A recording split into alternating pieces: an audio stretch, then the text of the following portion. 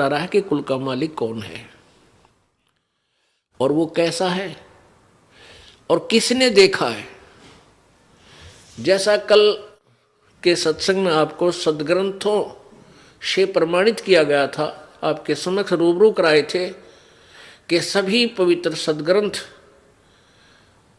प्रमाण दे रहे हैं कि परमात्मा सशरीर है, मनुष्य सदृश है, साकार है और वो ऊपर सतलोक में रहता है और वहां से चलकर आता है अपनी प्यारी आत्माओं को, अपने श्रेष्ठ भक्तों को मिलता है आकर के, दृढ़ भक्तों को, और उनको तत्व ज्ञान से परिचित कराता है। ये तो वेद बता रहे हैं उस परमात्मा की लीला कि वो परमात्मा वो भगवान होता है जो ऐसी लीला करता है। और परमेश्वर ने स्वयं कहा था कबीर जी ने कि वेद मेरा भेद है, मैं ना वेदन के माही, और जौन वेद से मैं मिलूं वो वेद जानते नहीं। वेद, ये चारों वेद, ऋग्वेद, यजुर्वेद, अथर्ववेद और सामवेद, ये चारों वेद परमात्मा कबीर जी की महिमा से परिपूर्ण है, उस पूर्ण परमात्मा की महिमा से परिपूर्ण है। लेकिन इन चारों वेदों में परमात्मा कबीर भगवान पूर्ण परमात्मा के पाने की विधि नहीं है। इसलिए परमात्मा कबीर जी अपनी वाणी में कहते हैं कि ये चारों वेद मेरा ही भेद बता रहे हैं, पर मैं मिलो वेदन से नहीं, मैं इन चारों वेदों में वर्णित विधि से मैं प्राप्त नहीं हो सकता। और जौन वेद से मैं मिलूं वो वेद जानते नहीं। जिस वेद से मैं मिलूं यानी सूक्ष्म वेद से, परमात्मा कबीर जी के पाने की विधि उसमें लिखी है, तो वो चारों वेदों में नहीं है, वो ये वेद जानते ना। आज सुबह के सत्संग में आपको ज्ञान दिया था, जानकारी दी थी कि आदरणीय गरीबदास साहिब जी को परमात्मा मिले। उन्होंने सतलोक में परमेश्वर के दर्शन किए और वही परमात्मा छुडानी गांव में, जिला झज्जर, हरियाणा प्रांत, भारतवर्ष में, वो सशरीर आए थे जिंदा महात्मा रूप बना के, और अपनी प्यारी आत्मा, उस श्रेष्ठ आत्मा, अपनी उत्तम आत्मा गरीबदास जी को मिले। उनको अपना भेद बताया, सचखंड दिखाया, फिर वापस छोड़ दिया। उस प्यारी आत्मा ने फिर आंखों देखा उस पूर्ण परमात्मा का ज्ञान अपनी एफिडेविट में, अपने एफिडेविट में, अपनी अमृत वाणी में, अपने अनुभव की वाणी में लिखा हुआ है। वो जो आपको ये दास रह रह कर सुनाता है, उस गरीबदास साहिब जी की अनुभव की वाणी परमात्मा प्राप्ति के उपरांत।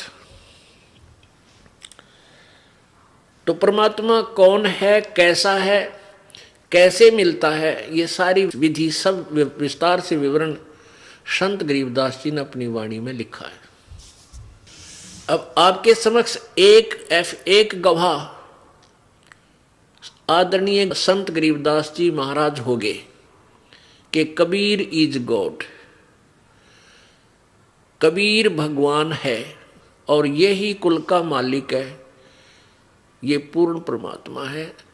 तो आदरणीय गरीबदास साहिब जी ने अपनी वाणी में क्या बताया है, अनंत कोट ब्रह्मांडे का एक रति नहीं भारे, सतगुरु पुरुष कबीरे हैं ये कुल के सिरजनहारे। अनंत कोटि ब्रह्मांड का वो ही रचने वाला है, और उसके ऊपर उनका इतना भी भार नहीं है कि अपने वचन से, अपनी शब्द की शक्ति से इन सबको घुमा रखा है। सब चक्कर काट रहे हैं उस परमात्मा के एक वचन से, कैसे चलो तुम, ये अपने आप चल रहे हैं। अब आपके समक्ष दूसरे गवाह, वो प्यारी आत्मा जिनको परमात्मा प्राप्त हुआ, वो बताते हैं। आदरणीय दादू साहेब जी, दादू साहेब जी जब 7 वर्ष के थे, 7-8 वर्ष के बालक थे, बच्चों में खेल रहे थे, वहां एक बूढ़ा बाबा बनकर यानी जिंदा महात्मा के रूप में परमात्मा प्रकट हुए। उनको तत्व ज्ञान से परिचित कराया